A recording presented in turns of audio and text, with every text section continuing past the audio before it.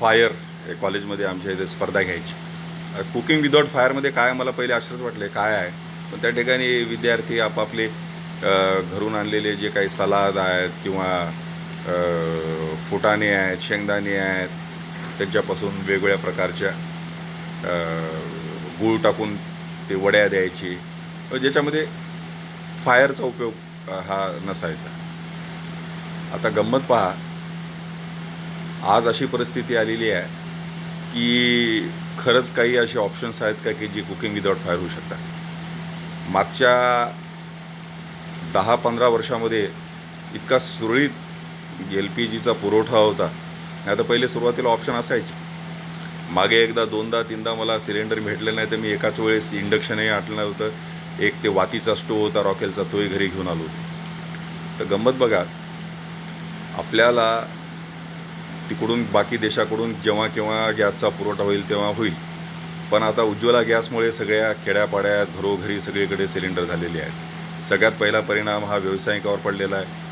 ज्यांना व्यावसायिकासाठी जे गॅस लागतात तिथे त्यांची अडचण येत आहे. दुसरा, जे हॉटेल्स आहेत त्यांना पडत आहे, कारण घरगुती आणि हॉस्टेल्स, वसतिगृह या ठिकाणी प्राधान्य दिलेलं आहे जो काही आपल्याकडे पुरवठा आहे. पण आज रोजी आपल्याकडे असलेल्या संसाधनाचा खऱ्या अर्थानं उपयोग घेण्याची वेळ आज आपल्याला सगळ्यांवर आलेली आहे. सूर्यचूल, मला तर पहिले असं वाटायचं सूर्यचूल म्हणजे फक्त प्रयोगासाठीच आहे की काय, पण नंतर लक्षात आलं की 3 तासात आपल्या इथं मार्च-एप्रिलमध्ये एवढं ऊन असते की ते खिचडी आरामशीर होते, फक्त तुम्हाला वेळ नाही आहे. आज प्रश्न आहे सगळ्या वेळेचा. दुसरी गोष्ट, पहिले ते चुलीसोबत इल्ले असायचे.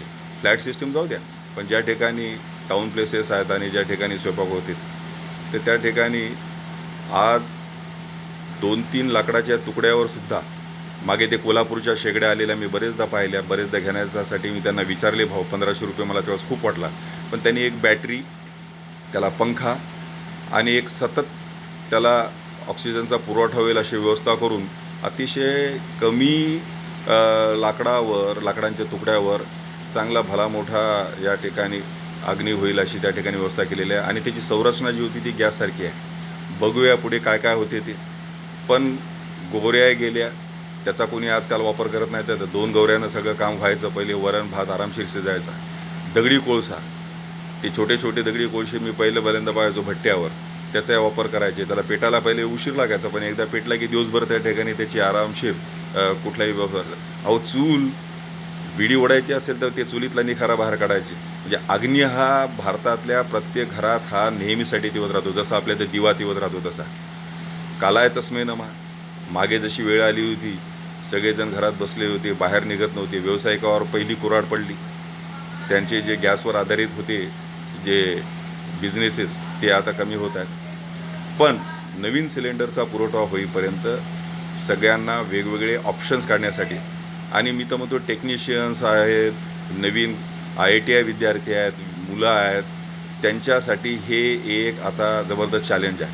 मागे मी एका पुसदच्या ITI कॉलेजमध्ये गेलो होतो, तर त्या ठिकाणी त्यांनी इंजिनमधून जे ऑइल साफसफाई केल्यानंतर इंजिनची जे काही ऑइल जे घाणेरडं त्या ठिकाणी जे वापरलेलं जे ऑइल आहे, ज्याची व्हिस्कॉसिटी कमी झालेली आहे, असं ऑइलचा वापर करून बढिया त्यांनी ते टेंबा त्या ठिकाणी स्टोव त्या ठिकाणी तयार केला होता.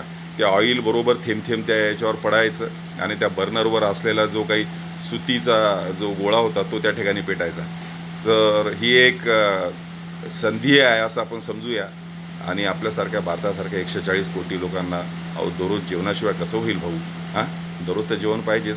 म्हणजे तुम्ही काय दररोज काकड्या माकडासारख्या खाऊन थोडी जगणार आहे? तुम्हाला तर सगळं शिजवलेलं चुलीवरचं मटण पाहिजे, भाकर पाहिजे. खा आता, चुलीवरच आणलं शेवटी आपल्याला. चला भेटू, पाहू पुढे काय काय होतील.